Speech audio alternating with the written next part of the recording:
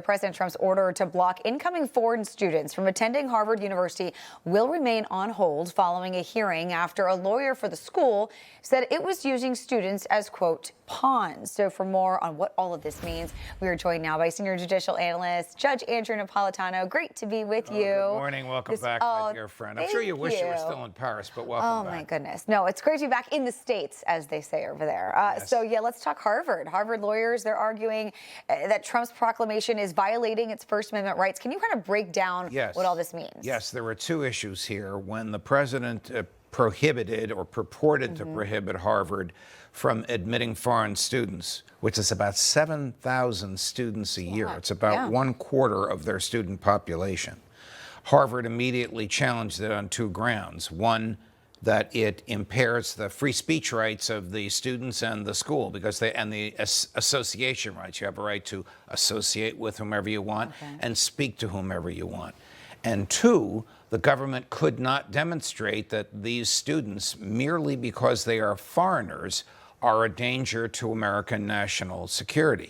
Whereupon the government said to the judge, well, the students have to prove that they're not a danger to national security.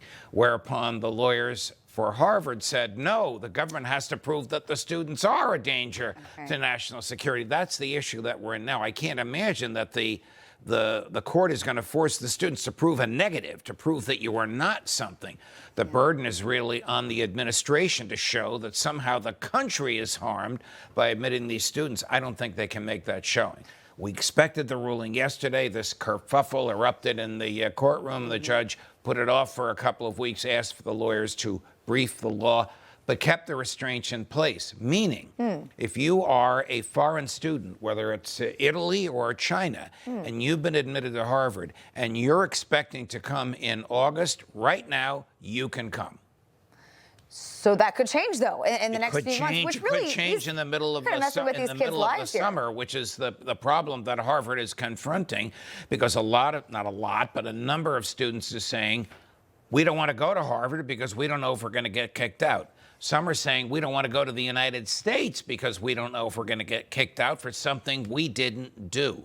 So the students' lawyers are arguing that they're being punished because of the politics of their country, not because of anything they did. So it's a fascinating series of legal arguments that this judge has to sift through. But as she sifts through it, she's keeping her restraints in place. As you said, Charla, we don't know for how long.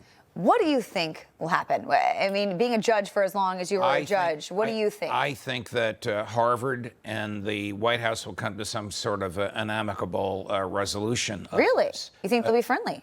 Maybe. I don't know. Well, or maybe amicable might be the wrong word. I don't know if they'll ever be friendly with the things that President Trump has said about Harvard and what the Harvard faculty has said about him. But I think some agreement will be reached that'll lower the heat. And that might be instigated by the court. You know, most judges will say, come into my jury room.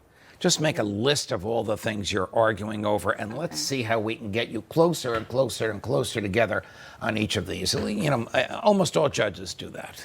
Just looking broader here, and you've lived through many different presidents, have you ever seen, we are talking every single day, where it's a federal judge doing this, a federal judge blocking this with the president. Have you ever seen this happen between a president and judges on this regular of a basis? I mean, we're talking about this all the time. This is largely novel, virgin territory. Judges are making rulings on issues that have never confronted them before. When that happens, you go back to basics. And the basics are the Bill of Rights. Are someone's rights being impaired? Could be a contractual right. You know, you paid money to the university, and in return for that money, they promised to give you an education for a year. Is some outside force, in this case the White House, interfering with that contract? So you try and rule on a neutral basis. But it is novel. You know, you and I kid around about this. Emma and Sean and Mark and I kid around. There are cases every single day. Every day. You're a busy man. I've been doing this for a long time. I don't want to tell you how many years, but I don't remember anything quite like this. Yeah, it's wild. All right, Judge. Well, we're happy to have you. Thank you so much. Thank you. Welcome back from Paris. Good to see you. Thank you. Information. Truth. is freedom. Is Newsmax. It's real news for real people.